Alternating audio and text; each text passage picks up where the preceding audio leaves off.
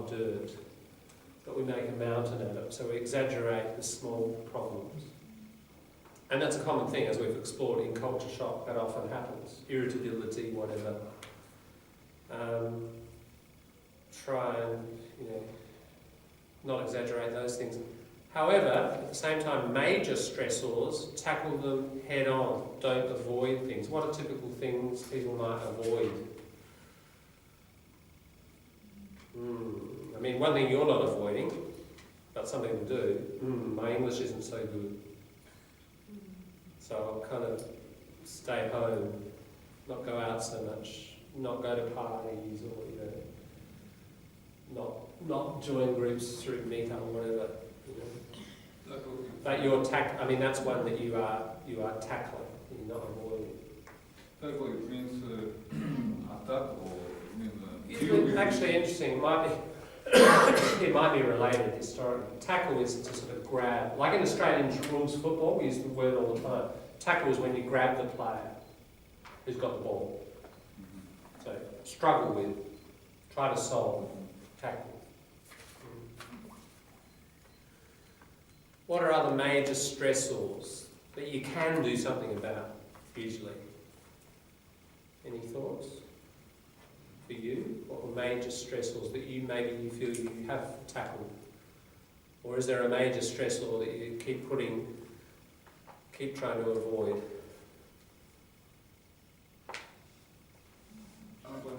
People keep trying to avoid, for example, problem with local languages. Yeah. They say, we don't need this, we are too old for this. Yeah, that's an interesting one. Yeah, I'm too old to learn English really well, I won't bother. Yeah. I hear that a lot. Excuse. Lisa? You saying something? But in what circumstances? Any circumstance, I mean, in the culture maybe transition. from your neighbor or something? Could be. Yeah, that could be. It could be bigger things like... I think dealing with authorities is quite different compared to many other countries. Yeah. It was one of the most difficult parts for me. Or still now with with the visa stuff and dealing with government departments, With stuff, dealing with stuff directly or on phone. Yeah. This was quite difficult. I was always hiding behind emails. Right. And so dealing on the phone was an actual conscious act of starting to really deal with it and not avoid it for you? Right. Yeah, that's an interesting example. Yeah. Even, I guess, jobs and things like profession, I'm not ready to look for work yet, I'm going to leave it because of all that stress of trying to apply and not getting the job and getting knocked back over and over again. So I'll just avoid it, but then feeling underconfident, things getting worse. Sometimes that sort of thing can happen. Definitely. People got a lot of problems or arrangements with find accommodation, enroll their kids into the school, enroll to Medicare, a lot of stuff in the beginning, and you don't want to, you say, I have a lot of things, I don't have time to looking for a job. Yeah. Exactly. So, I mean, the one above it and that one are kind of complementary, aren't they? You've got to figure out the scale of the problem and forget the small stuff and deal with the large stuff. And, sometimes the small stuff feels big, but it's actually not. Just sorting that stuff out. Okay, asking for help, wide support network in your target culture. That can include expatriates like yourself, so your cultural community. But also, good to develop connections, obviously, with people who've been here a long time or natives. Because human resources who can help. Sometimes that by getting help from your culture community, you could could not be positive, it could be negative. Yeah. So there's positive and negative, but maybe there's could be a lot of negative. It really depends on every culture. It's different, and the way things are handled is different. Yeah. So there could be like competitiveness. So one would be like he's going to succeed, and I'm going to think, so I want to succeed. I don't want this person to succeed because I don't do that. Say that kind of thinking. Yeah, it really depends on different cultures, different way of thinking. Varies. But there's cons and pros. Pros and cons. Pros and cons. That's just the order you put it always. Pros and cons. Yeah. Positives and negatives. Yeah. True. And even the personalities within that culture, isn't it? That you meet. Some will be more helpful than others for sure. The next one's an interesting one. Write it down. Recording thoughts, frustrations. I mean, it's a bit like that thing I wrote a few weeks ago. How do I know what I think till I see what I say?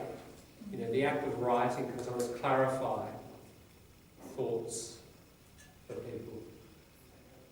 And interestingly, this whole thing is very psychological. If you want to resolve psychological problems through writing, best genre, and this has been proven through research, is poetry. You can keep a diary and write prose, and that helps a bit. But there have been measures of people who keep a diary writing poetry with lots of metaphors, and people who write just straight prose. And those who record poetry journals resolve their problems better over a series of months than those who write prose. It's interesting because, metaphors, which we talk about, they dig deeply into the self. And there's some unconscious processing that goes on that, we don't understand, but just an interesting point. Yeah, and in my case, when I'm stressing, if I don't have anyone to talk, that's Talk what I to? Yeah, talk to. I just write, Yeah. and after for a while, I feel really better. Yeah, right. Yeah. I think it's really good way. Yes. And sometimes I list down what the things that makes me happy and what things that I normally do, and just check whether I'm happy or not. Oh, yeah. Yeah, I think it's good. Very That's interesting. right. It's all that, it's just processing, isn't it? Even musicians, they're very popular musicians. When they go through something, they write a song and then they produce that song. That's a way of expressing themselves. So you could express yourself through writing, like a diary or a reading piece, or you can write a music song and then, but that's extremely popular, writing a music song. That's true. Yeah. I think we could even broaden it to almost any art form. If some people here might be visual artists or whatever. Again, processing the problem through art forms probably reaches the same kind of depth that something like poetry would. If you're good at it, you can make like millions or billions. Well, and then that solves all your problems. Yeah. Okay, the next one's interesting, and on Monday we'll look at one of a particularly interesting website where you can compare and contrast cultures. There's a guy called Hofstede who's a cultural theorist, and he's measured cultures on different dimensions, and you'll probably find your native culture there, and you can look at it and see how it compares to Australia. So it's just what we call food for thought. It'll just throw up a few things, I think, that will help you process and understand differences. These individual experiences you're having, I find it anyway, that if you get frameworks to interpret these things, it just helps you resolve, not fully, but every little bit counts towards, coming out the other side. Every resource we can use is useful to some degree. So, learn about the difference between cultures by comparing and contrasting so you can articulate them. Then see what lessons you can learn and what conclusions you can draw. Is your own culture more collectivist, more intimate? Do you find Australian culture more individualist, initiative-taking, more impersonal? Just all those differences. What are they? And I think linked with this, is, well, these last three are really about kind of an intellectual pursuit. But I would put in there, as we've already done a little bit, you know, even just geography, history, learning about the culture more, and especially history, because that often explains why our society is like it is. I mean, there's a historical logic behind every culture. Any culture is a very effective adaptation to the geography, the economics, and the historical circumstances that were, you know, behind that country. For example, and if you understand some of that logic, you know, it might make sense. It might help you make sense of what's going on, and you won't feel so annoyed or frustrated or alienated from it if you can understand the internal logic.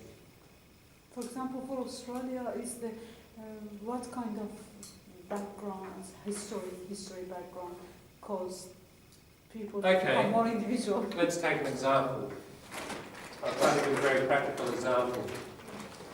You find out they're very laid back, everything very slow.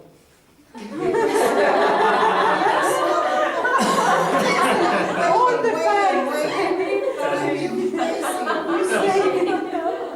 I don't know, I got enough long life to wait for it. Well, you know why we're so slow? Because we're so old. That's why we're so slow. It's really simple.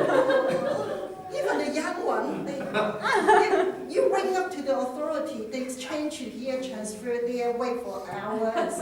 Lynn, what's the average temperature of Australia? Okay. 45 degrees, mate. Yeah. And when What's the average temperature of Hong Kong? 26. That's why we're so slow, because it's so bloody hot, mate. Right? There you go. Exactly. I think weather plays an important role. Weather. Yeah, it can. I mean, seriously, you know, material factors shape culture, don't they? Geography shapes But we do culture. have this summer and winter as well. This way. Okay, think of the Aussie Barbie. Easy way to cook food. Yeah. Not more than 20 minutes. So, Marley, you asked for an example. Okay, Marley, come round to my place on the weekend. We're having a barbie. Bring a plate, mate. Oh my God. Oh, I know what you mean. Okay, does everyone know what I mean? Bring a plate? You have to bring your own. Bring your food. Yeah, bring your food. That's right. Bring your food, bring your drink. Yep. Okay. Except the chair. Sometimes you have to bring your chair. Sometimes if you're having a big show, because the person may not have I enough chair. drive me crazy. I walk in, and then everybody just eat their own. I say, where's my... And I feel shame. I don't know what to do. Is this go to your friend's home or go to Shannon? No, they're in the No, I'm inviting you all to my place, okay? Saturday. Bring a plate. Bring a plate. Yeah. Okay. In other words, I'm not going to provide lots and Everything, lots yeah. and everything. I'm going to ask you all to bring stuff. Yeah. I do buy a lolly or biscuit, That's but actually we good, can't like, have you it know, for lunch like that. You know, that's actually good. Someone like bringing a plate, because if pretty much you do everything yourself, that's like a lot of work. That's like very Yes, exactly. It's a good culture. Yeah. It's not bad. Because you know you don't want to be like, you know, someone, you don't want to be like, you have an event and then you have to do everything yourself, like. Yeah. You don't enjoy your party. And then No, have to- don't bring this have one. to- I don't know why you bring your own, but you should say, oh, I cook this one. How about you cook the other one? Oh, how about you cook Yes. the prawn, you cook the beef. Like that is well organized. That's But like you a just potluck. bring a plate or, Yeah. oh, come to my place for barbie. And that's it. And who knows? We're foreigner. We don't know what they mean. Yes. And we just walk there and we buy a biscuit or lolly, go to visit. Sometimes we And then we come organize up in each there. person brings a different kind of Yeah, food yeah. together.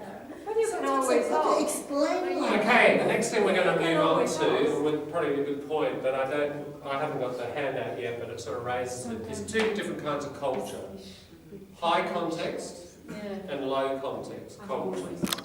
Okay, high context. Think of a village in your native country and way up in the mountains. You know, 2 days into the mountains. Those people. Okay, they've lived there all their life. all their lives they've lived there. They die there. Very few people come in or go out. They're probably agricultural people, various forms of agriculture. But they're all kind of interconnected, aren't they?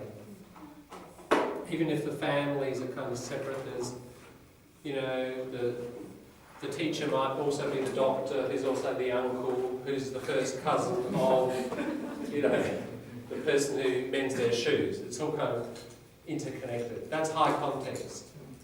So people know each other over really long periods of time. Okay, so imagine there's a wedding. That family there has a wedding. They invite everybody. In these sorts of societies, those people provide everything, don't they? Usually. Yes. Yeah. So, and it's quite expensive. Yes. It may not be money. There may not be a lot of money happening in the village, but often there's not a big money economy. These days there is probably more, but you know, they'll kill a cow or seven pigs or, you know, whatever big party goes on for 3 days, whatever. 3 days to prepare for wedding. Okay, so now that's kind of logical because 3 years later, those people, their son will get married and they'll get invited there, won't they? Yes. Yeah, and then, you know, another 2 years later, they get invited there. Yes. So what we say, what Cycle. goes around comes around. Yeah. So it is worth it. It's logical. You know, you can be very, very generous, and it will come back round to you. It's reciprocal. It's called reciprocity. Yeah, reciprocal. And all societies, it's a fundamental concept in anthropology, study of human societies, reciprocity. Most of us, you know, just for survival purposes, you know, we don't give out more than we get. If you do, I mean, you might be, you know, generous, unusually generous, but most people operate, you know, they give out where they see chances of something coming back to them eventually, somehow. Yeah. Okay, so that's the logic of that. So there's no bringing a plate here, that's absolutely, you know, that person provides everything. Okay, here's Australia. It's what we call a low context society. So you guys are going to be here until December the 12th, then you're gone. You know, you're in a workplace for 2 years, then you're gone. You're living in Unley for 18 months, maybe 5 years, then you're gone. The average is, I think, 7 years for change of houses in Australia. Right, it's mobile. 7 The years. key, yeah, people change houses every 7 years. That's old data, that's about 20 years old, so I expect it's like shorter now. I think so. Yeah. High mobility. Absolutely the opposite of this. This is static. Static meaning very still, doesn't move. 70 years, someone will live and die there. You know, this person goes off to Melbourne, this person moves south of the city, this person goes to the United States. This person changes job, you know. Okay, if that's going on, that person there has a wedding or a party, the Aussie Barbie. Is it going to work in the same way? No. They spend $5,000 on a big party.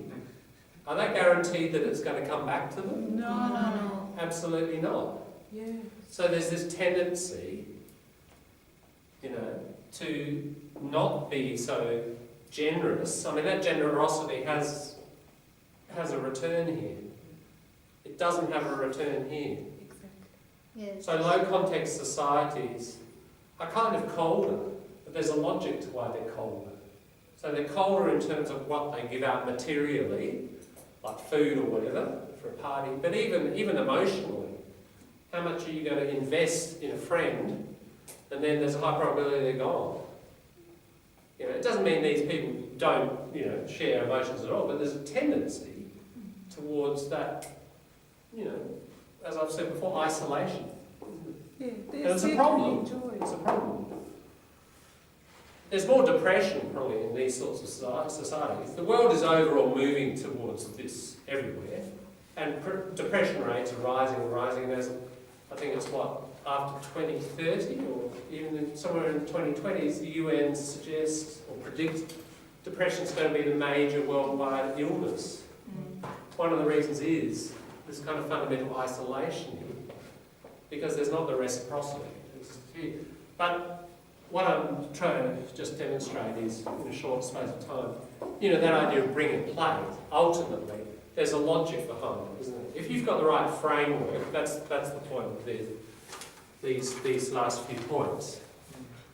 If we develop an understanding of, a framework like this, and there are other ones, there's the Hofstadter one, and there's a few others, and it'll give you a framework to make sense of things. Then, why are those people so stingy? Stingy means opposite of generous. Rather than having just that emotional reaction, if you kind of grasp it intellectually, it will help dissolve some of that feeling and therefore help adaptation. You've got a feeling they not be friendly with you like that.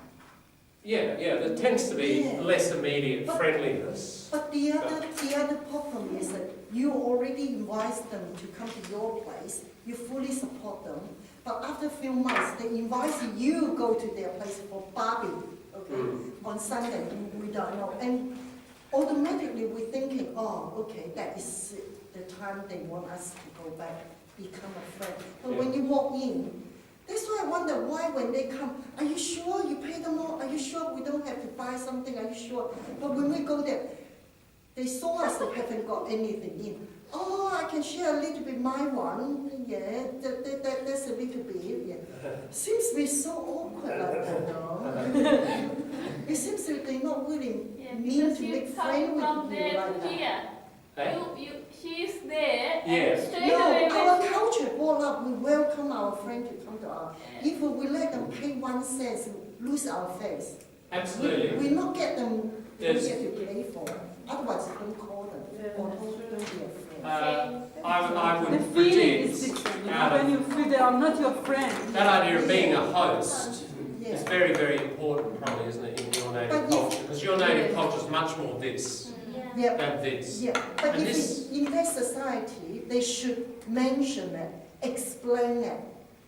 That is still can connect to their friend. They don't mention anything, and part of they already been to your place. Most they saw rules your of society. yeah, but most rules of culture are unspoken, aren't they? I mean, it's a bit I think an unreasonable demand. I don't know how to put this, but for someone to explain their culture, I mean. Those are the unwritten rules there. It's collocation, unwritten rules, and those are the unwritten rules there. And sure, if that's the dominant culture, they may come to your house and see that. But it doesn't mean that they're going to change the way that's right. they're That's behaving. And they're not going to change Yeah. just because they've been to your place and experienced that. They're not going to then, okay, if they did that, I've been to Lynn's place, gee, she provided everything, so I'm going to provide everything here. Well, that's okay because Lynn's there, and then, in 2 years, Lynn would do the same again. But what about all these other people? They eat and run. Unless they invite you. And that person doesn't do very well. There's still that logic that dominates that society. John, what about unless they invite her individually by her family? If they invite you individually. Just invite her family. Do they do that? If Sure. they say, of That's course, like what you might other call it people a dinner are going party. away. It's not a party, it's a dinner party. Just two, that happens a lot, sure. Friends, just couples, or just families getting together. Yeah. Okay, those conditions, that's a different kind of unwritten rule. If you invite people to dinner, you provide everything. Oh, yes. Sure. But it's also unwritten rule, you should bring something to contribute. Right? You Even don't if turn up that with dinner- nothing. Even if it's Where's the dinner, food? Right? You bring a bottle of wine yes, we do the or same. chocolates or whatever. There's some symbolic act of participation, contribution. Exactly. That commercial, have you seen that commercial of that Cadbury, the Cadbury box? Don't bring a pig. You know, you bring I haven't. my suggestion As I told you, I have welded my television so that it's only on channel 2. ABC 1. I don't see it yet. Okay, my guys, suggestion we'll finish there. We'll see you tomorrow. We've got a guest speaker tomorrow at 11 o'clock. Right, another woman, a woman from the Working Women's Centre. I'll tell you more about that tomorrow. What time? We'll see you in the morning. Don't forget academic word list number 2, test. Also, concept map. Bring that along as well. All right? We'll see you then. Thank you, John. See you.